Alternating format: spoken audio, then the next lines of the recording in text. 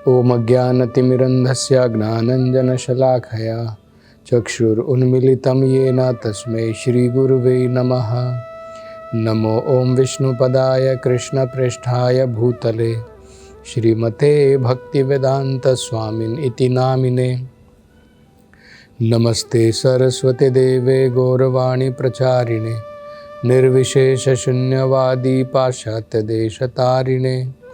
जय श्री कृष्ण चैतन्य प्रभु नित्यानंद श्री अद्वैत गदाधर श्रीवासदि गौरभक्तवृंद। हरे कृष्णा कृष्ण कृष्णा हरे हरे, हरे राम राम राम हरे हरे। हरे कृष्णा। तो सुखदेव गोस्वामी जी पुष्कर द्वीप के बारे में वर्णन कर रहे थे और उन्होंने बताया था कि पुष्कर द्वीप में भगवान के एक प्रतिनिधि ब्रह्मा जी, उनकी उपासना होती है और वहाँ पर महाराज प्रियव्रता का एक पुत्र है जिनका नाम है वितिहोत्र। जिनके 2 पुत्र हैं, वो अपने पुत्रों के साथ में और पुष्कर द्वीप के जो बाकी वहाँ पर निवासी हैं उनके साथ में मिलकर ब्रह्मा जी से प्रार्थना करते हैं। तो ये हम देख करके आए हैं जो 7 द्वीपों का वर्णन किया गया है, जम्बू द्वीप है और बाकी के जो द्वीप हमने देखे हैं, इन सभी द्वीपों के जम्बू द्वीप को छोड़ करके जिसमें भारतवर्ष आता है, बाकी जितने भी द्वीप हैं वहाँ पर डायरेक्टली भगवान की उपासना नहीं है। भगवान के प्रतिनिधि भगवान की शक्ति के रूप में भगवान की उपासना है। लेकिन वहाँ के जितने भी निवासी हैं सबको ये ज्ञान है कि ये भगवान के प्रतिनिधि हैं, चाहे वो वायु देवता हों, चाहे सूर्य देवता हों, चाहे जैसे यहाँ पर हैं ब्रह्मा। तो ब्रह्मा जी से वो क्या प्रार्थना करते हैं? तो ब्रह्मा जी से वो कहते हैं, कर्ममया, हे ब्रह्मा जी, आपको कर्ममया कहा जाता है। इसके 2 कारण हैं ब्रह्मा जी को कर्ममया क्यों कहा जाता है। पहला, जो भी हम धार्मिक कर्म करते हैं, इन धार्मिक कर्म को सही प्रकार से लगभग 100 जन्मों तक अगर हम भली भांति वेदों के अनुसार करेंगे तो इन कर्म के द्वारा हम ब्रह्मा के स्थान की प्राप्ति कर सकते हैं। मतलब बाकी स्वर्गलोक में देवता बनना थोड़ा आसान है, लेकिन ब्रह्मा जी की पदवी को ग्रहण करना, ब्रह्मा जी जो हैं वो एक स्थान है, वो एक पोजीशन है। तो जो जीव अत्यंत पुण्यवान होता है उसको ब्रह्मा जी की पदवी दी जाती है। और ब्रह्मा जी क्या करते हैं, जैसे यहाँ पर हमारे ब्रह्मांड के जो ब्रह्मा हैं उनके केवल 4 मुख हैं, क्योंकि जनरली जो है इस यूनिवर्स में, इस ब्रह्मांड में 4 दिशाएं हैं, उत्तर, पश्चिम, पूर्व, दक्षिण। तो 4 दिशाएं हैं। तो चारों दिशाओं को नियंत्रण में रखने के लिए ब्रह्मा जी के लिए 4 मुख काफ़ी हैं। लेकिन और ऐसे ब्रह्मांड हैं जहां पर ब्रह्मा जी को सब जगह निगरानी रखनी पड़ती है, दृष्टि रखनी पड़ती है। तो कई जगह पर, कई ब्रह्मांडों में ब्रह्मा जी के 100 मुख हैं, कहीं पर 1000 हैं, कहीं पर लाख हैं। तो ब्रह्मा जी बनने के लिए लगभग 100 जन्मों की जरूरत पड़ती है। इसलिए ब्रह्मा जी को यहां पर ये अपनी प्रार्थना में क्या कह रहे हैं? कर्ममया, वेदों के अनुसार जो कर्म दिए गए हैं, जो धार्मिक अनुष्ठान दिए गए हैं, अगर हम उसका पालन करते हैं सही प्रकार से और लगभग 100 जन्मों तक पालन करते हैं, तो हमें भी ब्रह्मा जी का स्थान प्राप्त हो सकता है। इसलिए यहां पर कहा गया है कि वो कर्ममया है। दूसरा, उनको कर्ममया क्यों कहा गया है? क्योंकि जो भी ये जो वेदों के अंदर में कर्म करने के लिए,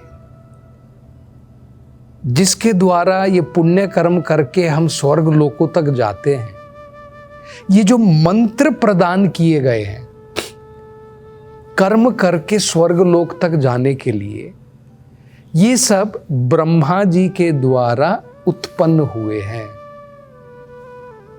इसलिए उनको कर्ममया कहा गया है। तो कह रहे हैं कि आप कर्ममया है। लेकिन देखिए वो बहुत महत्वपूर्ण है। वो कहते हैं कि आप भगवान विष्णु, उनकी आराधना में पूर्ण रूप से रत हैं, बिना किसी और दिशा में मुड़े हुए, एकाग्र होकर के। जैसे भगवत गीता में भगवान ने कहा है ना, एके हे कुरु नंदना बहु शाखा ही अनंतश्च। हमारा मन जो है बटा हुआ है अलग अलग दिशाओं में, एकाग्र करना है। तो वही कह रहे हैं ब्रह्मा जी को कि आप एकांत एकाग्र भाव से, बिना किसी और दिशा में मुड़े हुए भगवान की आराधना में लगे हुए हैं।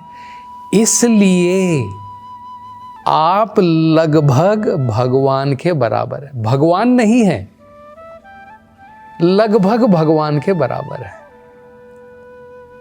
क्योंकि ऐसे व्यक्ति को, जो अभी जैसे हम देखते हैं, गुरु को भी कहते हैं साक्षात हरित्वेना।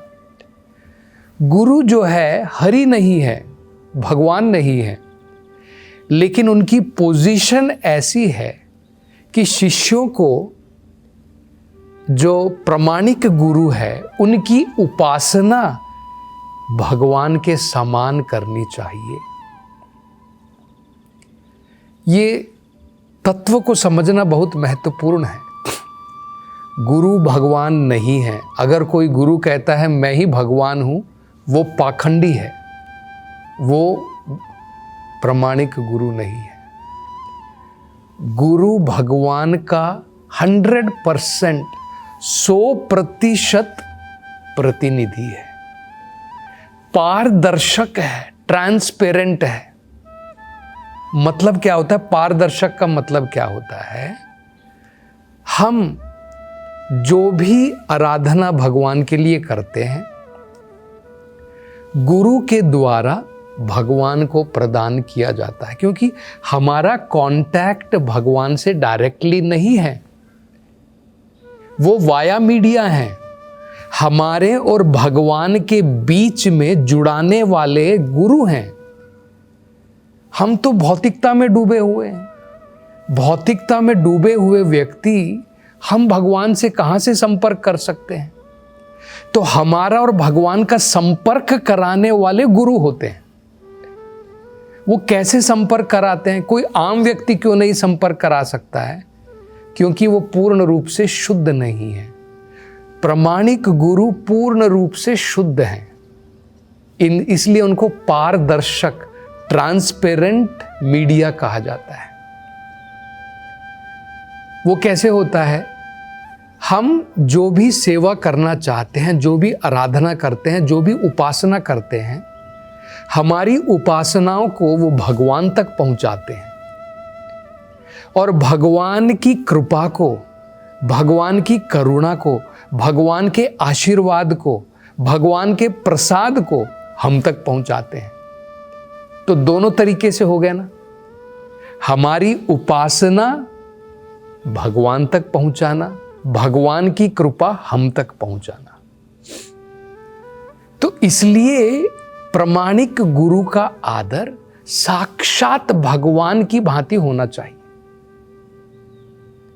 ये भगवान कृष्ण स्वयं कहते हैं भागवत में, आचार्य माम विजानिया, आचार्य को मेरे बराबर समझना चाहिए।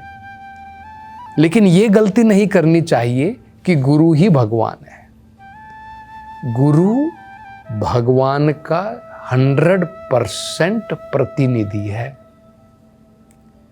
जैसे मान लीजिए, आपने कई बार देखा है, भारत के राष्ट्रपति जब विदेश जाते हैं या प्रधानमंत्री जाते हैं तो क्या होता है?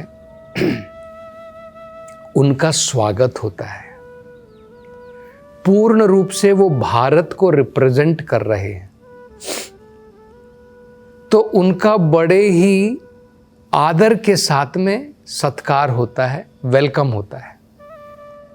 कई बार क्या होता है, प्रेसिडेंट नहीं जा पाता है, प्राइम मिनिस्टर नहीं जा पाते हैं, उनका रिप्रेजेंटेटिव जाता है, प्रतिनिधि जाता है। जैसे एम्बेसडर, फॉरेन एम्बेसडर होते हैं, तो जो भारत को रिप्रेजेंट करते हैं, प्रेसिडेंट को या प्राइम मिनिस्टर को रिप्रेजेंट करते हैं, तो जब वो जाते हैं तो उनका स्वागत भी बिल्कुल प्रेसिडेंट की भांति ही किया जाता है, क्योंकि वो भारत को या प्रेसिडेंट को रिप्रेजेंट कर रहे हैं। ठीक इसी प्रकार से गुरु की उपासना होती है। और यहाँ पर भी हम यही देख रहे हैं, यहाँ के निवासी, उनकी समझ बिल्कुल स्पष्ट है। वो कह रहे हैं, क्योंकि आप भगवान की सेवा में 100% बिना किसी और दिशा में मुड़े हुए, बिना किसी और दिशा में भटके हुए आप भगवान की सेवा में लगे हैं, इसलिए आप लगभग भगवान के बराबर हैं, भगवान के प्रतिनिधि हैं। लेकिन वो कहते हैं, आपकी उपासना एकत्वेन नहीं होनी चाहिए। एकत्वेन मतलब ऐसा नहीं है कि आप और भगवान एक हैं। आपकी उपासना पृथक्वेन है। आप भगवान से अलग हैं, लेकिन उनके 100% प्रतिनिधि हैं। उस प्रकार से हम आपकी आराधना करते हैं और आपके द्वारा ही, क्योंकि आप भगवान के 100% अनुयायी हैं, भगवान ने सारा ज्ञान आपके हृदय में प्रकाशित किया है। ये तो भागवतम में भगवान स्वयं कहते हैं, तेने ब्रह्म हृदय आदि कवये मुह्यंती यत सूरयः। ब्रह्मा जी के हृदय में ज्ञान, वेदों का ज्ञान भगवान ने ही प्रदान किया है। तो ब्रह्मा जी इसलिए एक प्रकार से वेद मूर्ति भी कहलाते हैं, क्योंकि भगवान ने वेदों का ज्ञान उनको प्रकट किया और संसार में ब्रह्मा जी के द्वारा प्रकट हुआ। ब्रह्मा जी ने नारद को दिया, नारद ने वेद व्यास को दिया और बाद में सारे संसार को वेद प्राप्त हुए। तो इसलिए इस प्रकार की वो प्रार्थना कर रहे हैं। अब आगे जो है शुकदेव गोस्वामी जी ने जम्बू द्वीप से लेकर, पलाक्ष द्वीप से लेकर, कौंच द्वीप से लेकर के पुष्कर द्वीप, अब ये 7 द्वीपों का वर्णन कर दिया है। यहाँ पर कौन से निवासी रहते हैं, कौन लोग रहते हैं, भगवान की वो आराधना कैसे करते हैं, ये सब तो समझा दिया है। अब आगे जो है इन 7 द्वीपों के बाद में और क्या है भूमंडल में, और क्या होता है, अब उसका वर्णन वो करते हैं। वो प्रारंभ करते हुए बताते हैं, इन 7 द्वीपों के बाद में शुद्धोदका है, शुद्ध पानी है, जो बड़ा मधुर मीठा पानी है।